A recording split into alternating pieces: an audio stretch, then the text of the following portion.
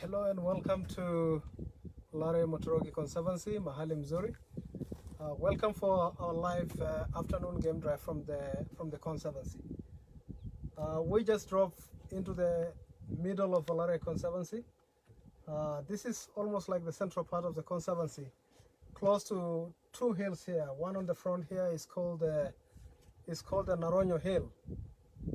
Naronyo Hill is a territory for some lions here. Right in front of us is Naronyo Hill, and that's one of the most scenic hills we have here, and that is the breeding point for the pride of lions that stay here, called the Monaco Pride. But the Monaco Pride occupy this territory and they live along this hill, and if you turn more left, there is another hill called the Monaco. And the Monaco Hill is the hill that gave the pride the name, hence the Monaco Pride. Monaco is a name of a warrior. It's a name of a Maasai warrior. That's the hill that we are pointing now. It's called the Monaco Hill. And that is the name of a warrior who was killed by the lions in that hill many years back before conservation started here. So these warriors came hunting here, and they went up on that hill because it's a very nice place for lions, and they found this pride, and they were hunting. There's this Maasai cultural thing of hunting, warriors hunting lion, and one of them got killed by lions, unfortunately. And from that time on, the hill got the name Monaco Hill after the warrior who was killed by lions in that hill. That was a long time ago. Right in front of us is the Naronyo. So these two hills are the home, very good vantage points for the Monaco Pride, where they can go up during the day when it's hot, and they will be looking at playing game. I mean the zebras, wildebeest, buffaloes grazing along this acacia woodland here, and they will come down and attack them if they go to drinking points. So this is like the central part of Olare Motorogi Conservancy. So we're just gonna drive around, see if we can trace the pride that own this land. This is their territory, and we want to try to see if we can find them, because this is their home. It's looking a little quiet now because apparently it is still hot, and most of the lions are sleeping, but there are no absolute rules in the wild. Anything can happen anywhere, anytime. So we're just gonna drive around, see what shows up, and hopefully we will be able to see if we can find the Monaco Pride. It's a very famous pride, one of the biggest prides we have in the conservation area. At one point, around 2012, 2013, they counted up to 34 lions, and one time I found them fighting with buffaloes at Monaco Hill behind us. So, and this hill in particular also is a very good breeding ground where they come and give birth. It's like a maternity ward for lions here. That is a maternity ward that is right in front of us, the Naronyo Hill. And then when the cubs get into 2 months, 3 months old, they will come down and play in this beautiful lush grass. So we're gonna try to drive around, see if we can trace them. And sometimes when they feel hungry, like they haven't gotten anything, they get compelled by hunger to come down the hill and start moving during the day along this area to see if they can find some warthogs. Warthogs in the Lion King is what they call Pumba. So we're going to try to look around, see what is available, and hopefully see if we can be able to trace the Monaco Pride. So hang on, we enjoy the safari. We're going to try to drive around if we can see them.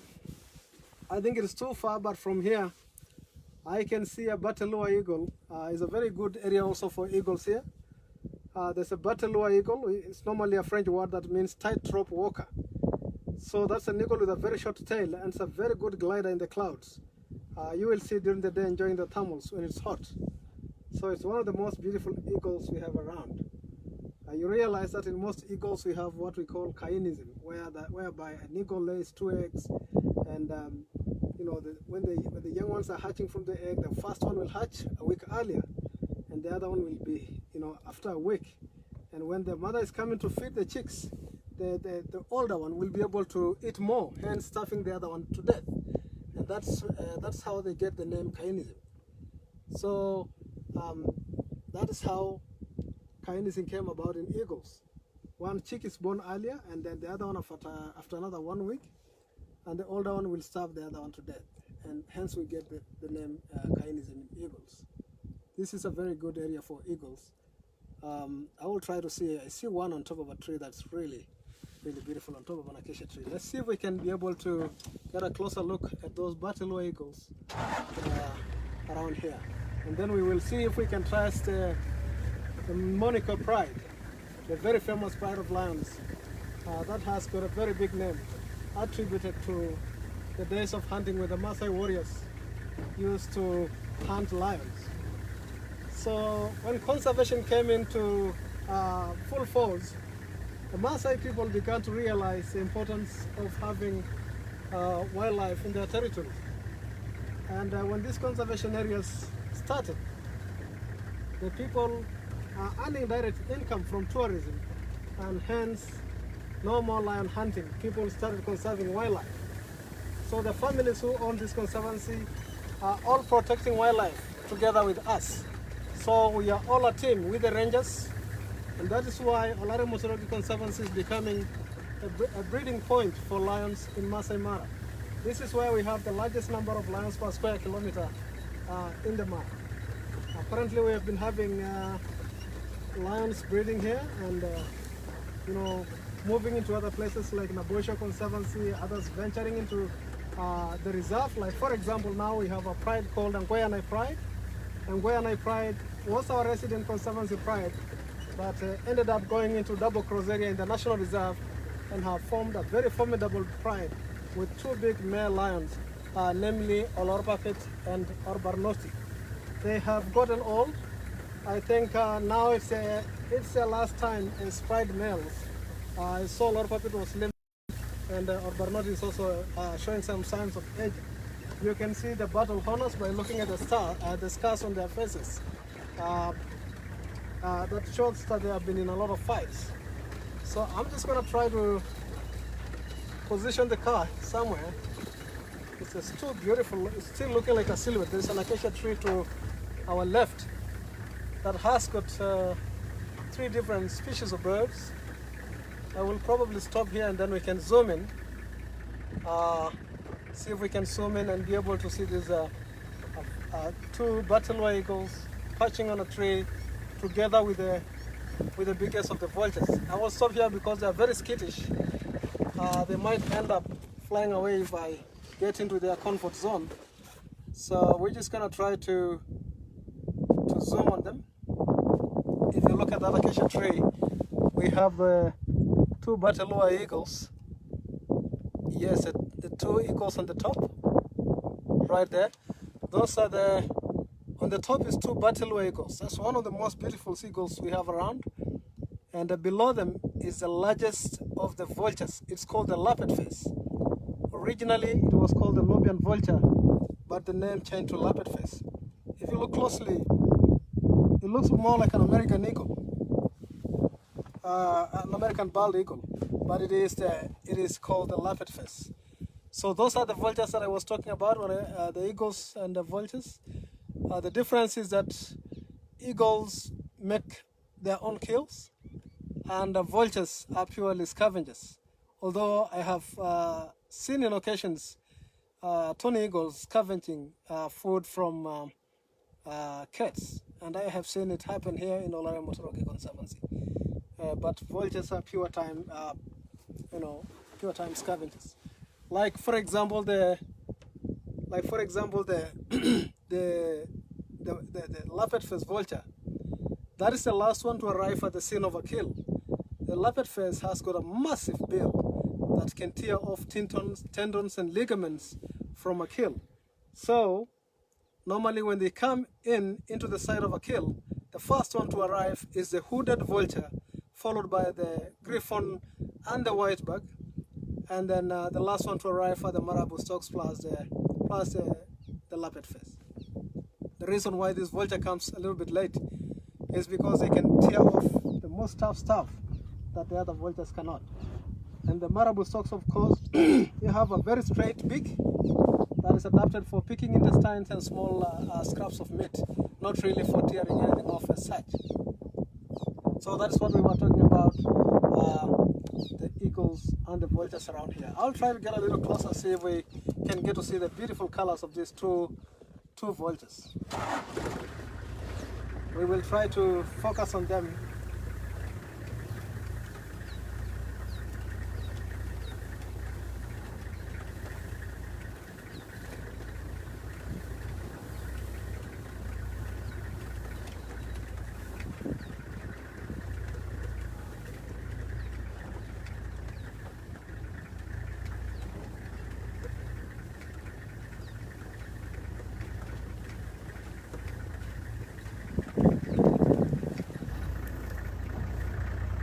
We'll try to see if we can separate them.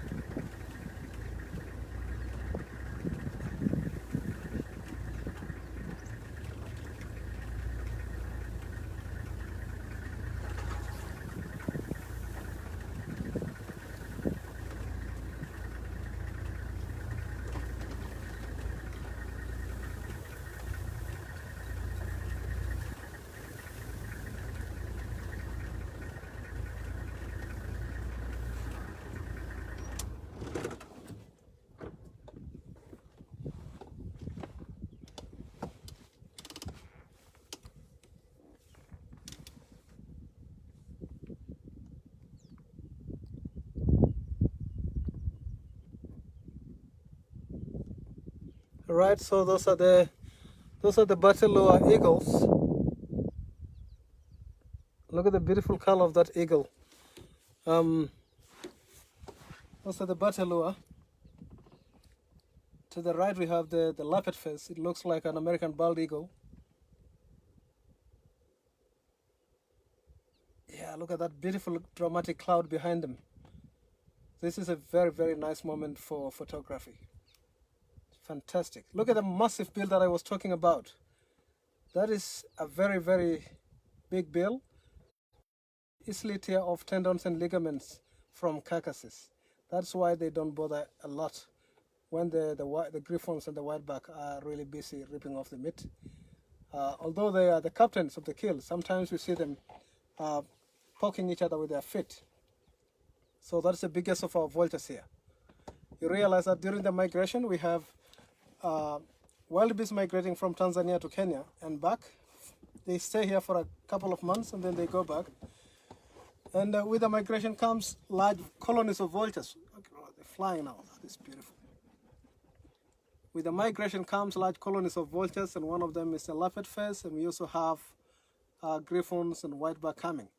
So that was a little bit wrap up of the bird life here. It's really beautiful.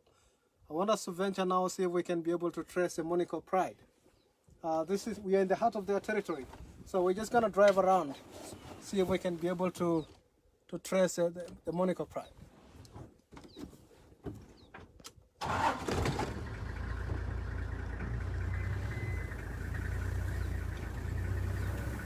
Yeah, it's quite warm, not much wind. We see like the sowings are flying low, eating a lot of insects. It's quite dense, the air is dense, it's a sign of rain. The sowings are flying low, getting some insects. And it looks like it's a sign of rain. We might have some rain pretty soon.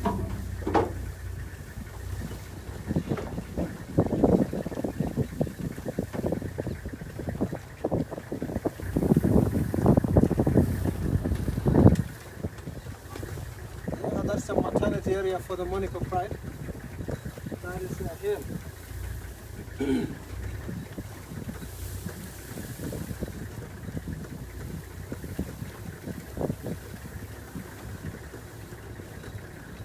So we last started seeing them like a week ago around this area. And the pride is beginning to split because of its size. A few months ago it was about 26 lions. And because the availability of food now is becoming a little bit scarce, having the wildebeest gone to the central part of the Mara and others headed into the Serengeti. The Loida herds have moved more close to Mahali Mzuri and further up in the conservancy. This central part of the conservancy is almost empty with grasses. You can see that this long grass are typical grass for elephants and buffaloes. And then when they get shorter, we will be able to have these other grasses follow.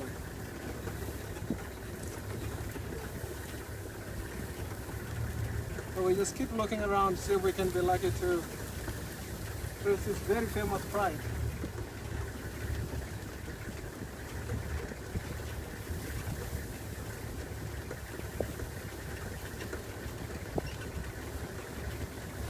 So a time like this is a time that they start hunting warthogs.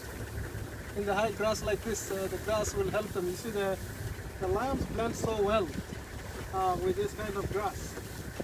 And in animal behavior, that is what we call concealing coloration. So that the lion can easily sneak through this long grass, without being noticed. As opposed to the cheetahs that have those spots that break up the color. It's called disruptive coloration, where the cheetah breaks the color. And so it's not easy for the grazers to be able to spot them, because all they will be seeing is dots. So this brown grass blends in with the lions a lot.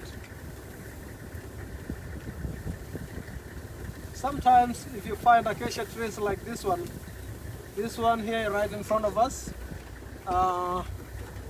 that one there, if you look at that tree, it looks like it's drying up slowly. If you look at the tree,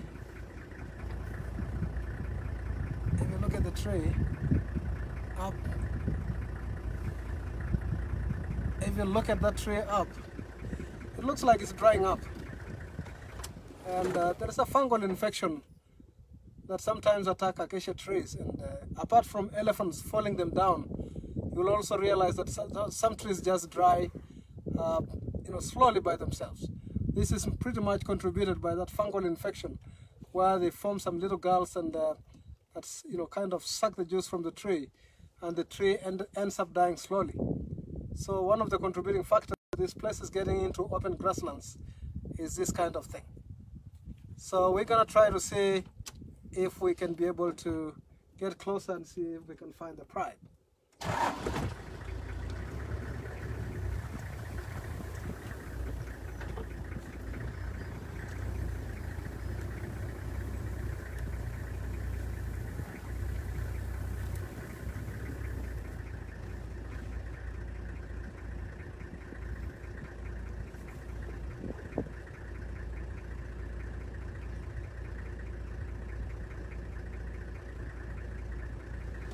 Okay, thank you guys. We're still live out here from the Mara.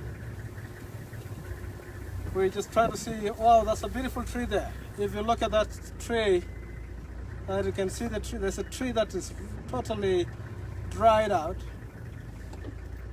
Those are some of the beautiful images that shape up the landscape in Africa here, especially in the Mara. For example, if you now have like a sunset with vultures on that tree, that is something to really talk about. It's such a picture to have vultures opening their wings and the sun is going down in that kind of frame. Those are the true images of the African landscape. So some of the times we do take silhouettes of vultures in such kind of situations. But in this instance, we are trying to look for felines. We are trying to look for the Monico pride.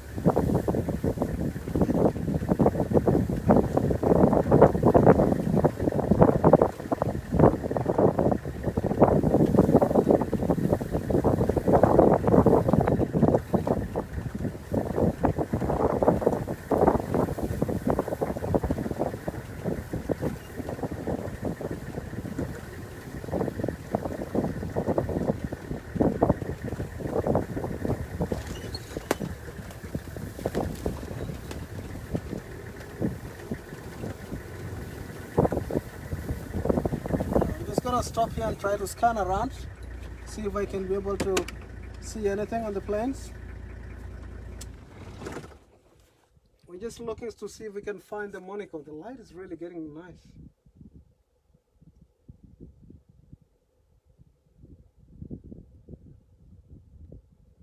The famous Monaco Pride.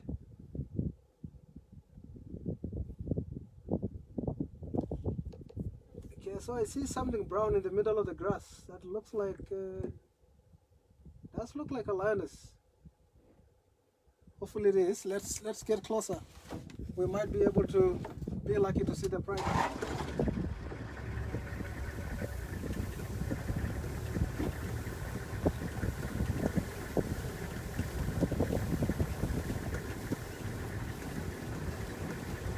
Yes, it's them. It's a bit right about here.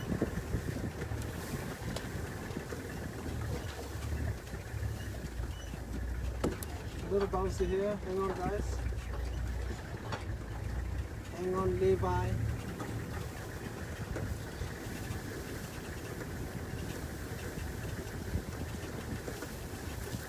Yes, the Monaco Pride is right in front of us. We're not very sure if it is the whole pride or just part of them. Time like this, when it's scarcity of food, they can scatter all over the place, which finding food. I see two of them here. I see two of them.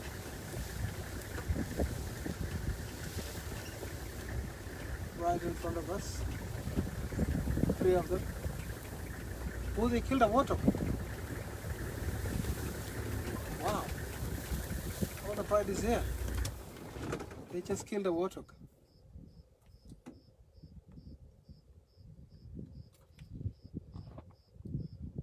That's amazing. So this must have happened just a few minutes ago. Wow.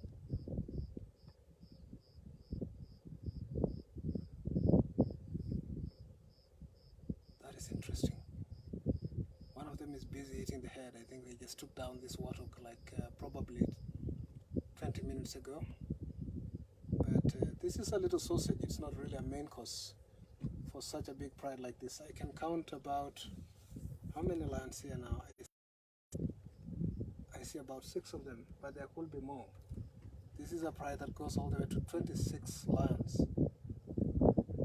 And what we see here is that they're eating a warthog.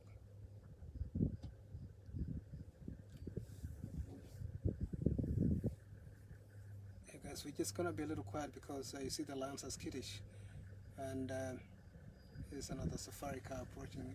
You know, places are beginning to open, and business is going on. Try to focus on the one that's eating, Levi.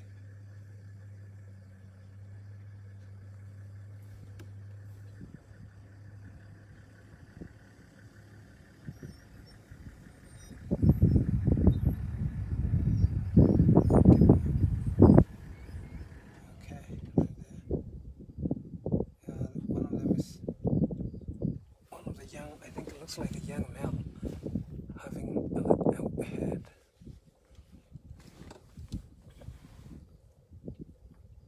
Yeah, right there. That is really cool.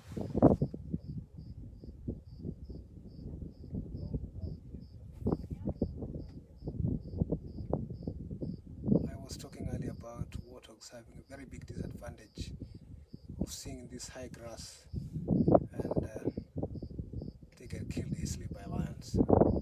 So what they do, they ambush the warthog and put it in the middle, and they will chase the warthog towards each other. That is one of their hunting strategies. Look at that light. They're grooming a little bit of licking. And yeah, they decided to have pork this evening as probably their sundown. I don't think it's a man cause. What do you think, Levi? That's a sundowner. It's not really a main course. I think it's a starter. Yeah. Delicious. I see them licking each other. It must have been very yummy.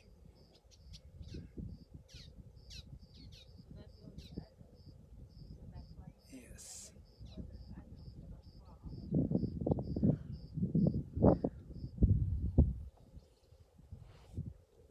guys, we're just gonna keep quiet because we have some guests here with us. They just found us here and they're also enjoying this beautiful sighting.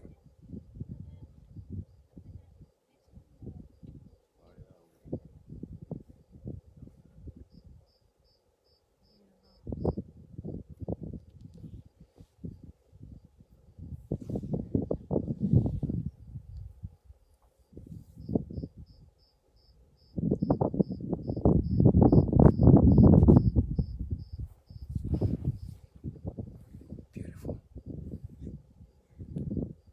Very, very nice light.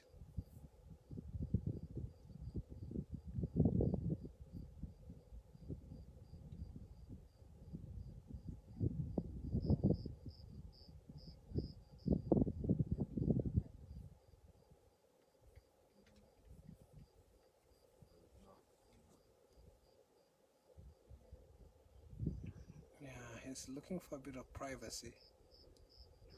Look at the one on the left with all the flies on the face.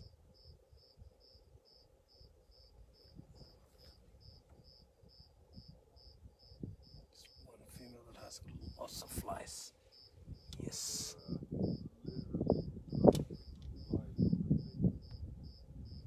Yeah. So, because there was a lot of blood on the face eating the water, it attracted a lot of flies. I must be thinking about that beautiful pork they just had, closing their eyes and looking around, letting that young teenager just enjoy the dessert, which is this little head. That's a young male also.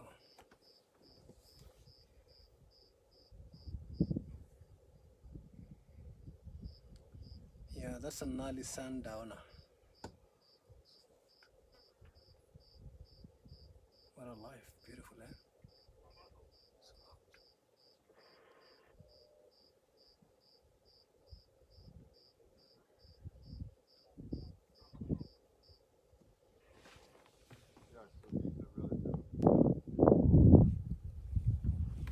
So this pride is quite big, and it looks like I see two big females here, and youngsters. That's a mother and a young sub-adult, probably a young female, just licking. That's also a social behavior with cats. That's how they imprint their love for one another, by licking and bumping on each other, lying on top of each other, rolling on top of each other sometimes. And that is how they strengthen their social bonds. Lions are very social cats. You'll always find them together like that. And one unique thing is about, females time their breeding, and they give birth the same time, and they help each other raise the young ones. So for example, if 12 cubs are born from probably 4 or 5 females, if other females go hunting, one of them will be left behind to look after the cubs as the nanny. So that's one very, very, and if cubs from different females can suckle any mother. That's how they help each other to raise the cubs.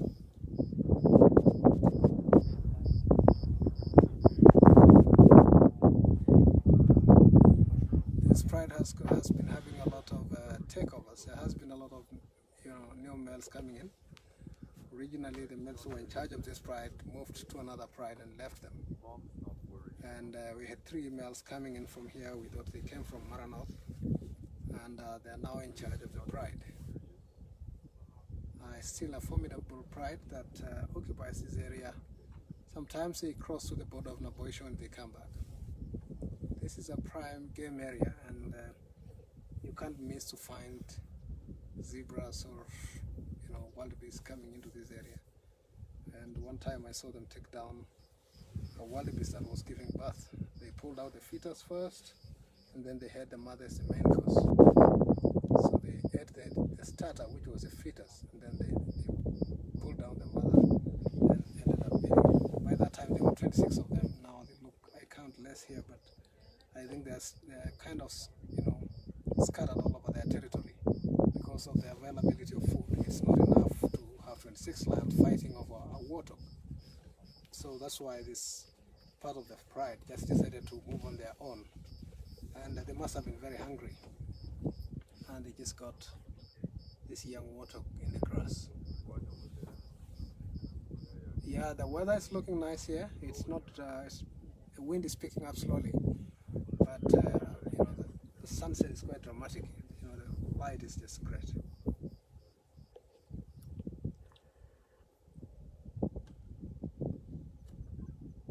So you're coming live from Olare Motorogi Conservancy. This is the heart of game.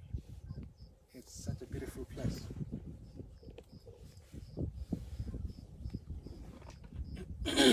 Levi, how many lions did you count? Like over 10. Over 10? Yeah.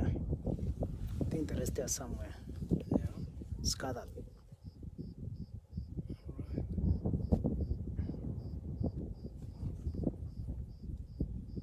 Oh yeah, I see some of them on that tree there. So within there are about 10 plus lions here. Some of them are in the trees. You can see the ears moving.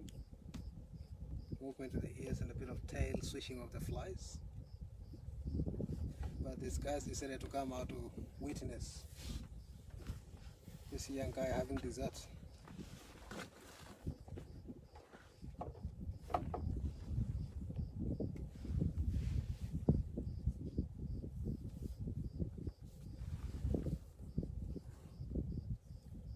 So we probably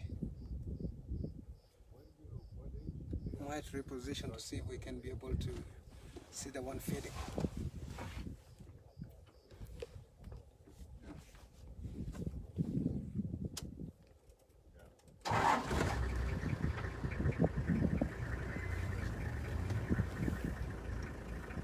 It looks like he's moving away. Doesn't want to share. That's definitely a sub-adult.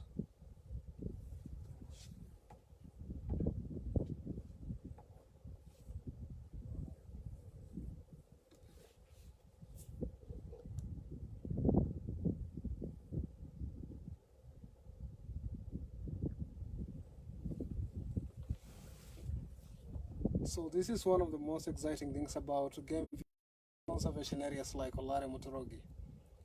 Right now it's just us plus one game vehicle, as opposed to the main national reserve where we have like 20 vehicles if they see something like this. So there's a lot of exclusive game viewing here, which is really cool. One big advantage is also you can be able to go off-road and enjoy game closely, like we're like literally 25 feet away from these lines, just enjoying the nice breeze in the evening. One of them is lying on its back. I'll try to zoom onto that pole. It's really cool.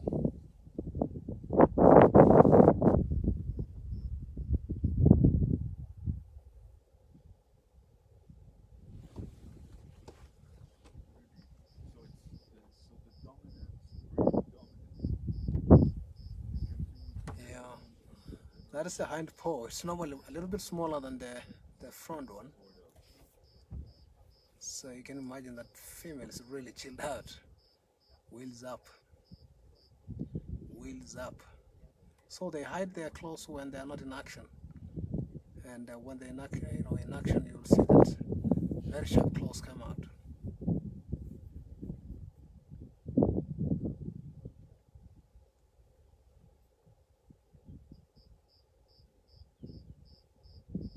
So I think here we have 2 fully grown females and 8 sub-adults.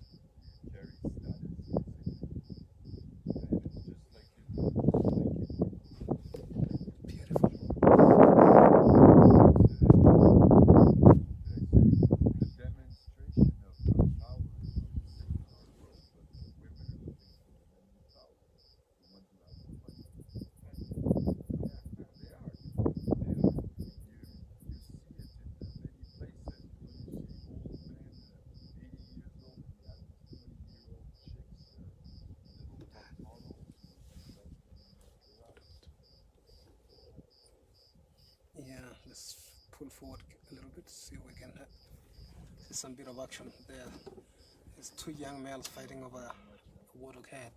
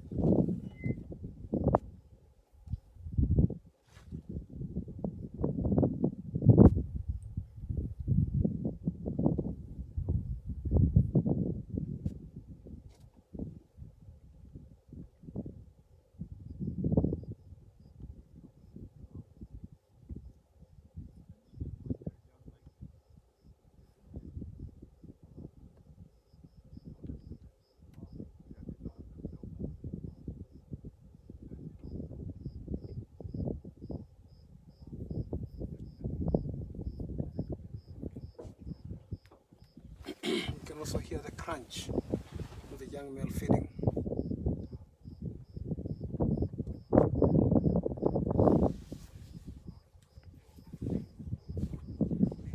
But as opposed to lions, hyenas have got much stronger jaws. Hyenas have got really very strong jaws. That can, even the driest bones, they can be able to feed. So later on, if the lions leave some bones here from this warthog head, if some hyenas walk through here, they'll be able to summarize the whole thing, and you never know that there was a kill here.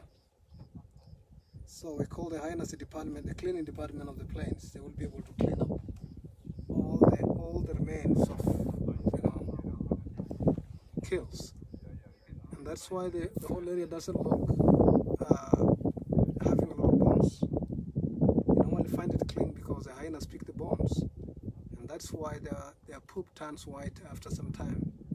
It's very rich in calcium deposits, and that's why they have lots of males to be able to nourish their young ones, the little pups, when the mothers give birth.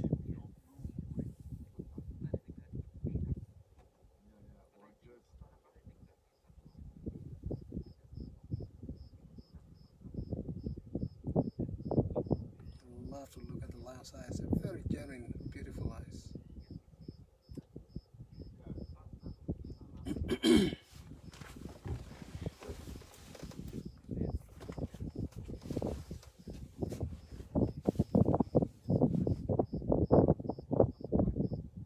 So because this male was very little, if for example a new warthog comes through here, they will still be able to hunt. So fingers crossed, you never know. There's a big hole right in front of us. If, for example, another warthog comes out of that hole, then it will become another action again.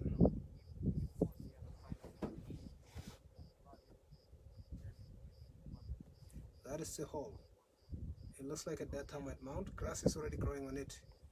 But we saw one looking into that hole, and probably when they caught this one of the warthogs ran into that hole.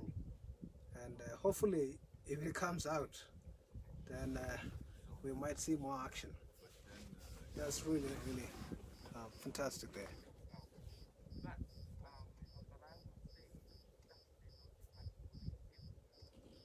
Yeah, so with the lions, you'll always find that the male lions are very lazy, as per se.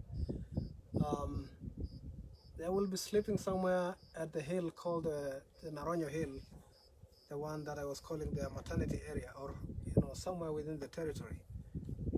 So males will pull away because sometimes the sub-adults will play with them, and that's the time that they want to sleep, and the young cubs are just jumping on them and playing with them. So they pull away from the pride just to get some rest, and probably they're not very hungry, because if the males are hungry, they will be following the pride, because the females are the most efficient hunters. So they might be anywhere here, just sleeping.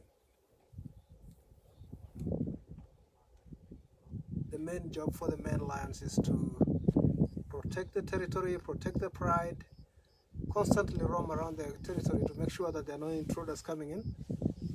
But in this scenario, it looks like the males are here, but they could be anywhere on the hill or in another different area within their territory.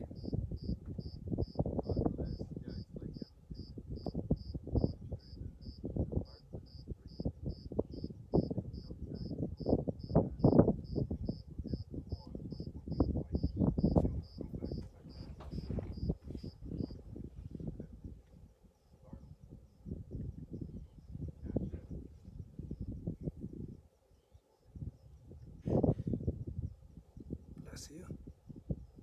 So one of the females is sneezing.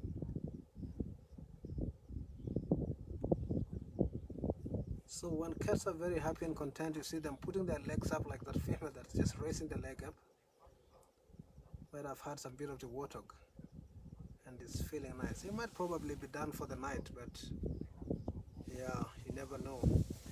If any chance comes out, like if another warthog comes out of the hole, that will be it. They will be able to go for it.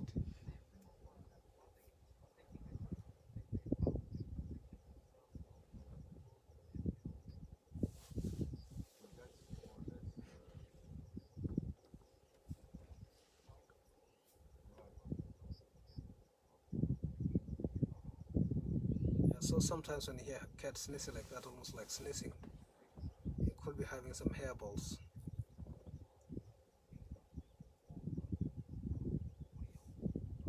And young male is still busy with the head.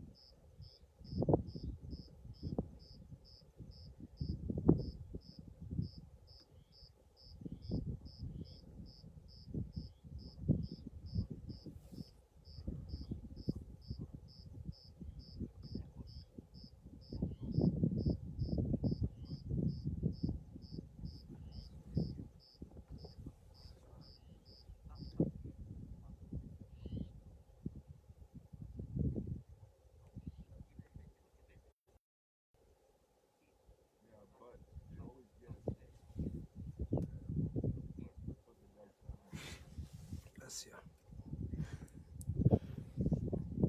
So we look, there could be other line somewhere there. This is about how many? 6 or 5? 6. So we're gonna try to see if we can see the rest of the pride. This is about 6 individuals here. I guess they must have had some beautiful time.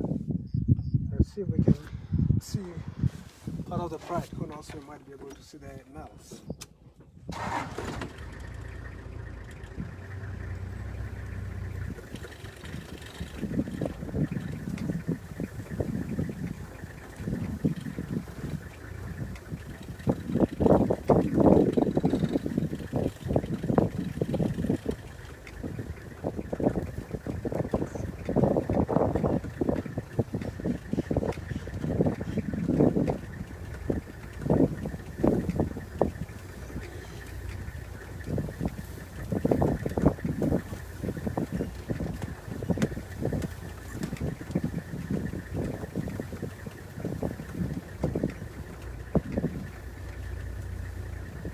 So it's going to be a very, very beautiful sunset tonight. There are some beautiful sun rays. The rest of the pride are here. As you guys see, another 4 lions. So it's totaling of about 10 of them.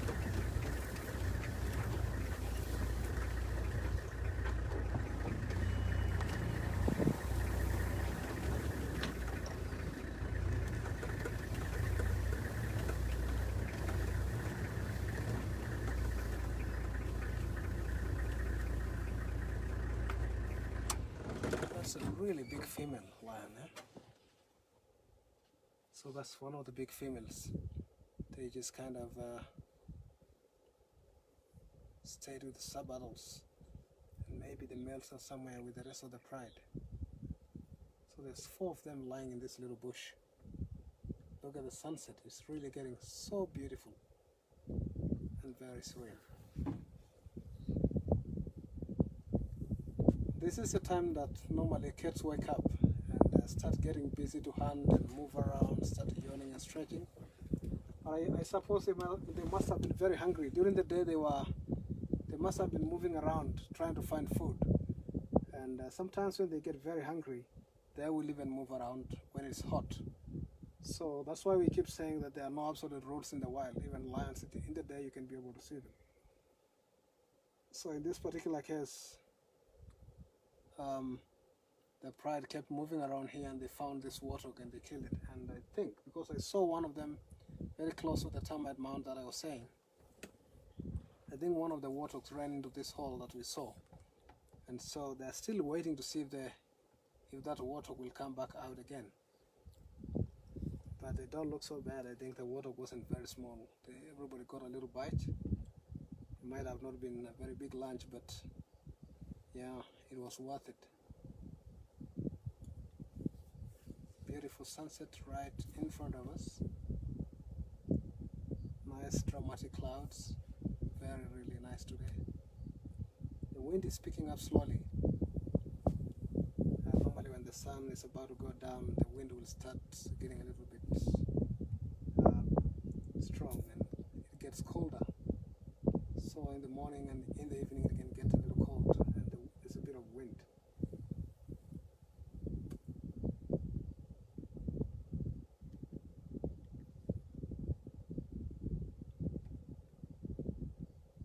So this pride will probably be able to just stay here and wait, and or if nothing shows up, they are done for the day. They have gotten something to eat at least. They don't sleep in a hungry belly. They will be able to wait for tomorrow. And of course they know that there's some water that ran into this hole. So that might be tomorrow's menu. You never know. So they'll just chill out here and it's nice and breezy. Nice grass to lie on. Yeah, and just wait for another chance. So together with my friend Levi, this was a very exciting afternoon. We were able to see the Batelua eagles. We were also able to see the lappet-faced vulture, and we got to learn a little bit about nature, about trees. Now we winded up with the Monico pride, one of the most famous prides in our conservancy. So we're gonna call it a day for today, and we look forward to host you again on our next sofa safari next Wednesday, coming live from Olare Motorogi Conservancy, Mahali Mzuri. Thank you very much, and see you for our next episode of the Sofa Safari. Thank you.